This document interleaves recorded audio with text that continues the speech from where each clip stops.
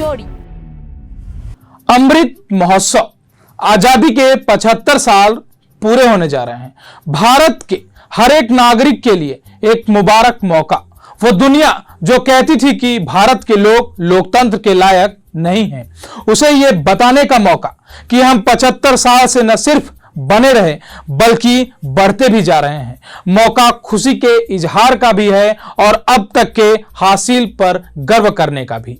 ऐसे में अगर हम हर घर तिरंगा लहराएगा तो उससे सुंदर दृश्य और क्या ही हो सकता है। नमस्कार, मैं अविनाश दुबे और आप देख रहे हैं न्यूज प्लस 21 का खास शो द अनटोल्ड स्टोरी। राष्ट्र ध्वज की गरिमा और सम्मान का ध्यान रखते हुए आम लोगों, निजी संस्थाओं और शिक्षण संस्थाओं आदि के ध्वज फहराने पर कोई रोक नहीं होगी। 30 जनवरी 2021 को एक आदेश के माध्यम से फ्लैग कोड ऑफ इंडिया 2002 को संशोधित किया गया। अब पॉलिएस्टर या मशीन से बने झंडे को भी मान्यता दे दी गई है। साथ ही ध्वज को दिन और रात दोनों वक्त फहराने का भी मान्यता मिल गया है। पॉलिएस्टर वाले झंडे का एक फायदा यह होगा कि इससे प्रत्येक झंडे की कीमत कम होगी, क्योंकि पॉलिएस्टर खादी से सस्ता मटेरियल होता है। आम लोगों तक राष्ट्रध्वज पहुंचाने में उद्योगपति और कांग्रेस सांसद नवीन जिंदल का भी एक बड़ा योगदान रहा है। नवीन का परिवार इस्पात उद्योग से जुड़ा हुआ है। वो अपने एक फैक्ट्री पर राष्ट्रध्वज फहरा रहे थे, लेकिन सरकारी अधिकारियों ने इस पर आपत्ति ली और नवीन से तब के फ्लैग कोड का हवाला देते हुए ध्वज उतारने को कहा। इसके खिलाफ 1995 में नवीन जिंदल दिल्ली उच्च न्यायालय चले गए।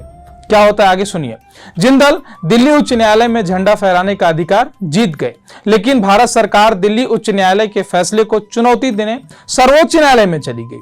केंद्र का कहना था कि नागरिक झंडा फहराए या नहीं, यह नीतिगत निर्णय है, इसमें न्यायालय का दखल देना उचित नहीं है। तब जस्टिस ब्रिजेश कुमार और जस्टिस एसबी सिन्हा की खंडपीठ ने इस मामले की सुनवाई की थी और केंद्र की अपील को खारिज कर दिया। 2004 में फैसला सुनाते हुए न्यायालय ने कहा था कि आजादी के लिए तो सब लड़े थे, ऐसे में लोगों को ध्वज फहराने से रोकना ठीक नहीं होगा। हालांकि झंडा फहराते हुए उसके अनुचित उपयोग की अनुमति नहीं दी जा सकती। साथ ही ध्वज की गरिमा का ध्यान अवश्य रखा जाए। इस फैसले के बाद ही नियम यही रहा कि राष्ट्रध्वज को सूर्यास्त से पहले उतार लिया जाए। दिसंबर 2009 में नवीन जिंदल ने केंद्रीय गृह मंत्रालय को एक प्रस्ताव दिया। इसे स्वीकार करते हुए गृह मंत्रालय ने व्यवस्था दी कि उच्च फ्लैग मास्ट पर दिन रात ध्वज फहराया जा सकेगा। बस 2 शर्तें रखी गई। आरोहित ध्वज के लिए प्रकाश व्यवस्था हो और ध्वज अच्छी गुणवत्ता का हो। सादी भाषा में कहूं तो ध्वज साफ सुथरा हो, फटा न हो, सही तरीके से फहराया गया हो और वहां अंधेरा ना हो। आगे समझिए। फ्लैग कोड ऑफ इंडिया में जो संशोधन हाल में केंद्र ने किया है, उसमें मुख्यतः 2 व्यवस्थाएं नई दी गई हैं।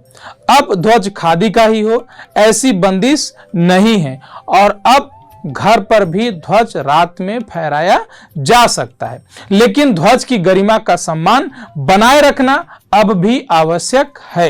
एक और भ्रम है जिसे हम दूर करना चाहते हैं। कई लोगों को यह लगने लगा है कि अब वो अपनी गाड़ियों पर भी राष्ट्रध्वज लगाकर चल सकते हैं।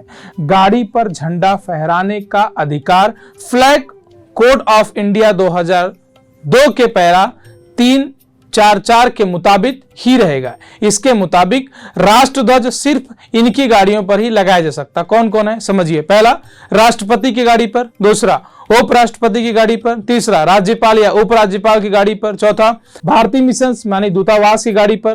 प्रधानमंत्री की गाड़ी पर। कैबिनेट मंत्री, राज्य मंत्री और उप मंत्री की गाड़ी पर। मुख्यमंत्री, राज्य के कैबिनेट मंत्री की गाड़ी पर। लोकसभा अध्यक्ष, राज्यसभा के उपसभापति, लोकसभा के उपाध्यक्ष, इसी तरह राज्यों की विधायिका के अध्यक्ष आदि पर गाड़ी पर झंडा लगाया जा सकता है। भारत के मुख्य न्यायाधीश, सर्वोच्च न्यायालय के जज, हाई कोर्ट के जज। तो अगर आप इस कैटेगरी में आते हैं तभी अपनी गाड़ी पर आप राष्ट्रध्वज लगा सकते हैं। यह ध्वज कैसे लगाया जाना है, इसके लिए फ्लैग कोड को रेफर करें। अब आगे चलते हैं। तो हमने आपको बता दिया कि हर घर तिरंगा अभियान में भाग लेने के लिए किन बातों का ध्यान रखना आवश्यक होगा। दिन भर में कई ऐसी खबरें देखी गई जिनमें कहीं राशन लेने से पूर्व तिरंगा खरीदने की बंदिश लगाई गई, तो कहीं अध्यापकों से कहा गया कि वो अपनी तनख्वाह से ध्वज लेकर स्कूल में देवें। कुल जमा बात यह है कि हर घर तिरंगा अभियान में जो शामिल होना चाहते हैं उन्हें शान से ऐसा करने का मौका मिलना चाहिए, उन्हें अपनी खुशी का इजहार करने देना चाहिए। लेकिन जहां भी सरकारी टारगेट पूरा करने के चक्कर में तुगलकी फरमान दिए जाएं, वहां सख्त कार्यवाही जरूरी है, क्योंकि खुशी अपने से होती है तो टिकती है, जब थोपी जाती है तब मजा खत्म हो जाता है। तो चलिए आप सभी को अग्रिम 15 अगस्त की बहुत बहुत शुभकामनाएं पूरे न्यूज प्लस 21 की ओर से। आप सभी दर्शकों को 15 अगस्त की अग्रिम बधाई।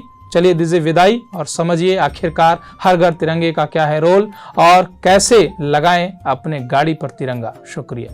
The untold story.